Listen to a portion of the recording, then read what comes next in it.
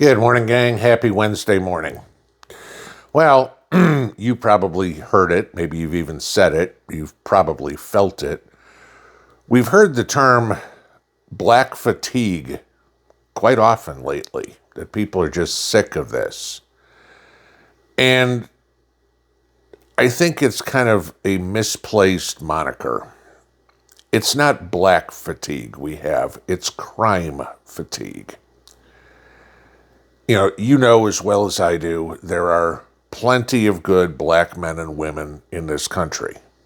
Can't name one in Congress, maybe except for Byron Donalds, but yeah. But no, we have a race problem in this country, and it's not defined the way the left wants to define it. Okay. We all know that the majority of violent crime in this country is committed by one specific group of people. To give you facts on it, according to the FBI, between 2019 and 2094, blacks made up 47,000 of the 81,000 murder suspects in the country.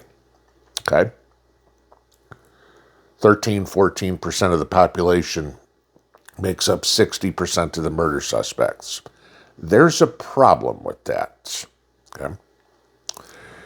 You take a look at St. Louis, for example. All right? As a city, St. Louis has about the same amount of population between blacks and whites, roughly 130,000 apiece. And then there's about 40,000 Asians and Latinos, okay? So far this year, the St. Louis PD has identified 83 murder suspects, okay?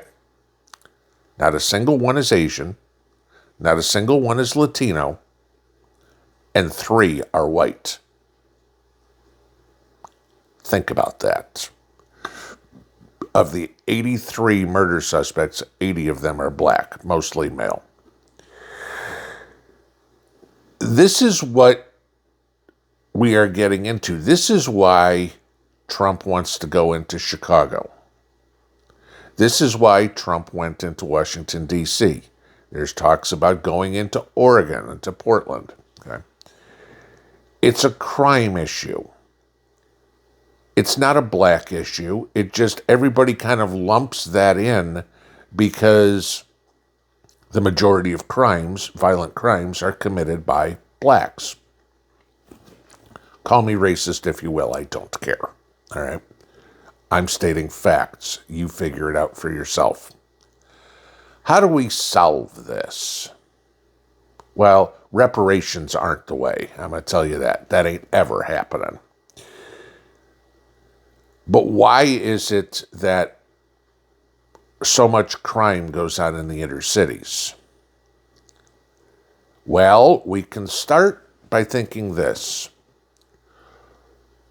Name me one Republican-controlled city with a high crime rate. You'll hear Gavin Newsom say, "Oh, there's more murders in Mississippi than there are in San Francisco," or something like that. Yeah, you're kind of forgetting the demographics, okay, and where specifically they are. You don't see nearly the murders, nearly the rapes, or anything in the suburbs or in the rural communities.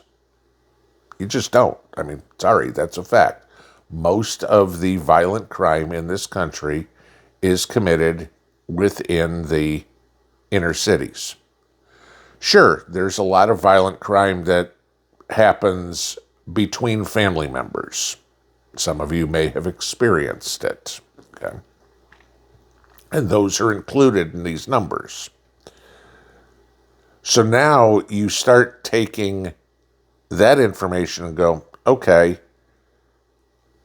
where are the crimes happening where the murders, the rapes, whatever happened that aren't family members. Those are all in the big cities, which are all run by Democrats, which all believed in this defund the police, let's send in social workers, yada, yada, yada. I will 100% agree with everybody that says these people that live in the inner city, black or white or Hispanic or Asian, have been dealt a bad hand. No question. All right? Growing up in a place where you're afraid to go out and grab a gallon of milk from the corner store because you might get shot on the way is no way to live. When these young kids try to go to school and they want to study, but you've got animals beating up teachers, disrespecting everybody, teachers, administrators, anybody who's trying to better them, what chance does that kid have? When you have peer pressure that is put on these kids, join our gang. I don't want to. I don't want to go down that path. As I mentioned last night, I had seen a news story yesterday about a 9-year-old boy who they were pressuring to join a gang, and he didn't want to join the gang, so they stuffed him in a barrel and set the barrel on fire. That's what these kids are going through.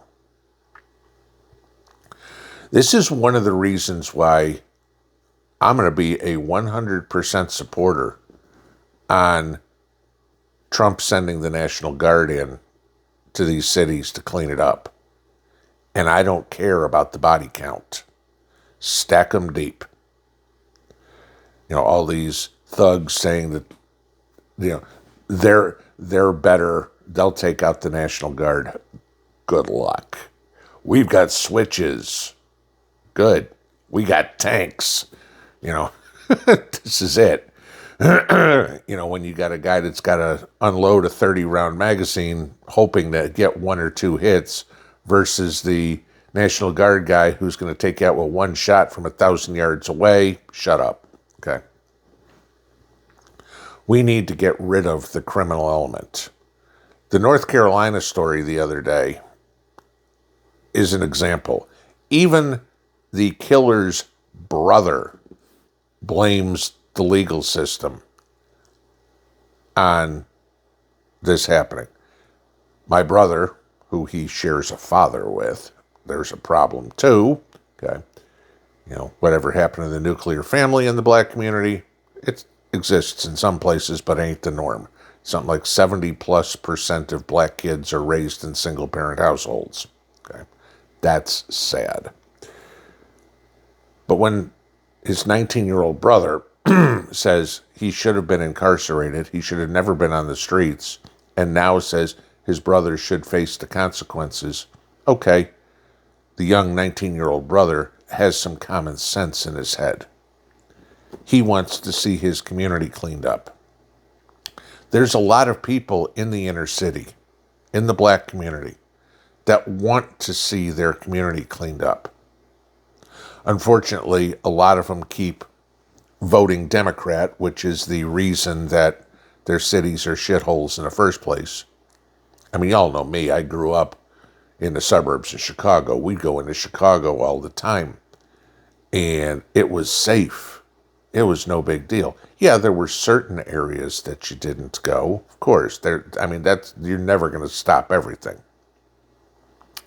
But hell, my grandparents lived on the south side of Chicago. I've mentioned that many times. We'd go to the grandparents' house. It wasn't a big deal. You know, now that street corner, there ain't no way in the world you're going there. Not at 2 o'clock in the afternoon. Okay. Because that's what's happened to it.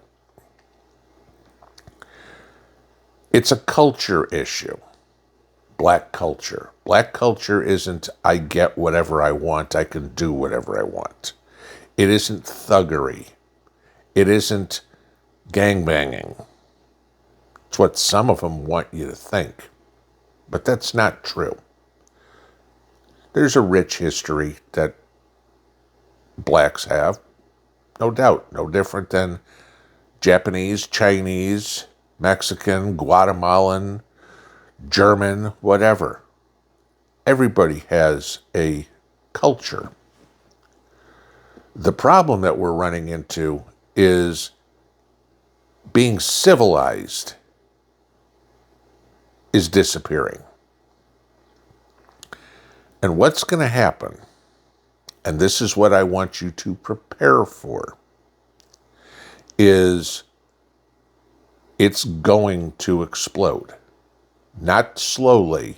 We're already in the slowly part. But there is going to be the shot heard round the world. Because we will have a situation where the National Guard goes into Chicago, for example, and one of these thugs is going to shoot a guardsman. And then all bets are off. And then it's going to be street sweepers. Just take everything out. And we'll hear collateral damage.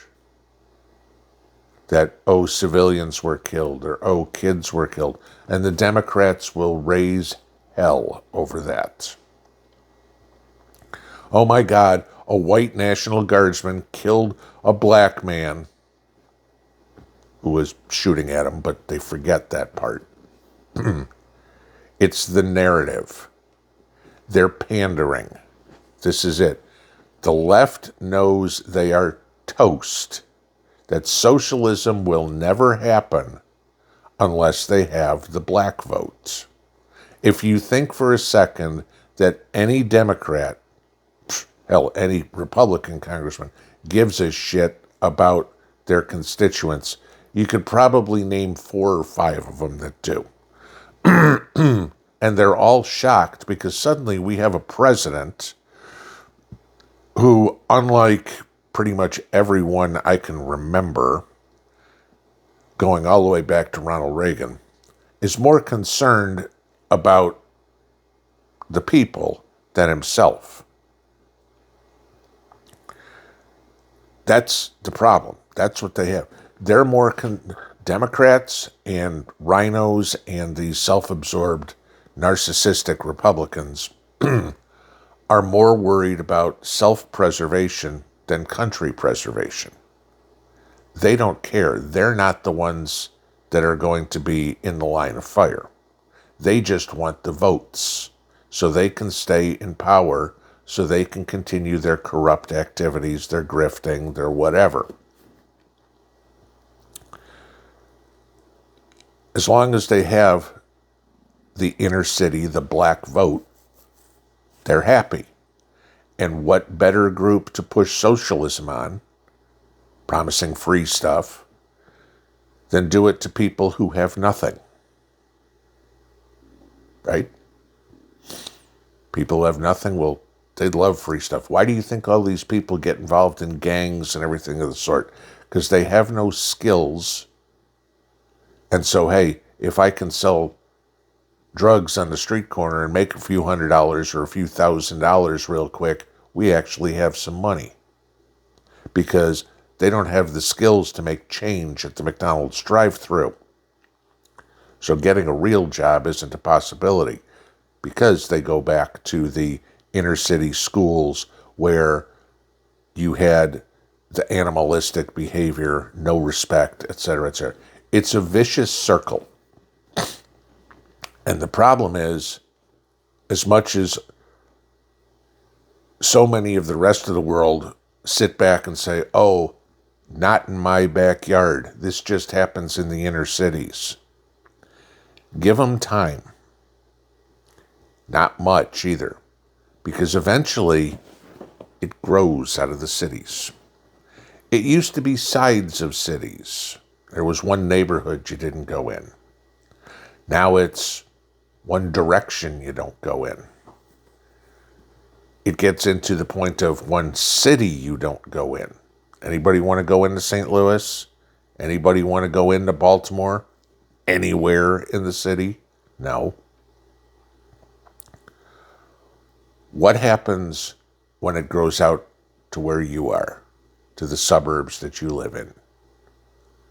And all of a sudden, the crime rate goes up, the murder rate goes up, and all these people talking about the value of houses, et cetera, et cetera. And suddenly your house value goes from $300,000 to $50,000 because nobody wants to live there anymore. Not saying anything like it's a race problem. It's a crime problem. And until the black community starts policing their own, starts stopping the crime in their own communities, we got problems. The reverends, the pastors, some of them are very good about saying, we have a problem, we need to fix it. Other ones are trying to stoke the fire. That's a problem. You have a lot being made of this, too, of minority mayors. She's the first black female mayor here, there, wherever, whatever. Good. Okay. And nothing gets better because the whole time is we need to whine about Whitey. That's not something to fix, getting something fixed. Complaining doesn't get anything done. If they want to live in a civilized country, if they want to better their lives, they need to do something about their cities and clean them up because they're turning into killing fields. You look at some of the places in St. Louis and Baltimore and Chicago and Detroit, you were safer walking through the jungles of Vietnam than you are walking down the streets of some of these cities. You think of that, how scary that is. We have a problem in this country. We have a big race problem in this country. It's got to be fixed from the inside. But if they ain't going to do it, I'm going to support the man who's fixing it from the outside. Pinball out.